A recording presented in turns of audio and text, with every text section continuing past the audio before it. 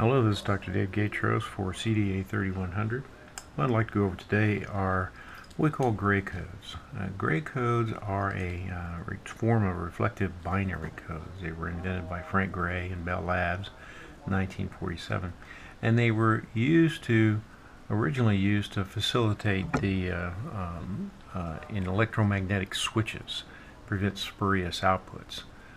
Widely used in error correction in digital terrestrial television and other things today. That's what we're going to use them for in this class, and also for Karnaugh maps. They're very useful for Karnaugh maps. Well, let's go over what regular binary is. We've got a video on that, so review it. So if we're going to count in 3 bits in binary, it starts out 0, 0, 0, 1, 0, 1, 0, 0, 1, 1, 1, 0, 0. 101, 110, and then 111. Now let's look at what the 3-bit gray code looks like. Okay. So here's a 3-bit gray code.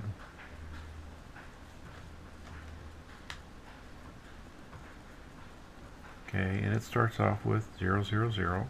Okay, and then we go to 0, 1. Again, only difference of 1 bit. And then we're going to go 1, 1. Again, we can only change 1 bit in between these two right here. So it's 0, 0, 1, 1, and then 0, 1, 0. Okay.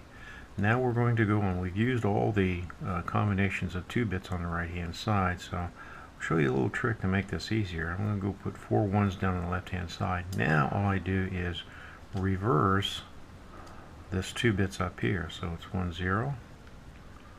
1, 1, 0, 1, and 0, 0. And that's the order in which they are. Alright. Well, now let's go to 4-bit. So it's a 4-bit gray code. Well, I'm going to copy here my 3-bit over here. I'm going to go copy those over here. 0, 0, 1. 1, 1, 0, 1, 0, 1, 1, 0, 1, 1, 0, 1, and then 1, 0, 0. And I'm going to put a 0 in front of these.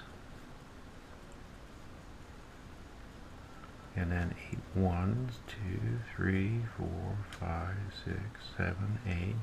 And then all I do now is I reverse the 3 bits. 1, 0, 0. 1, 0, 1, 1, 1, 1, 1, 0,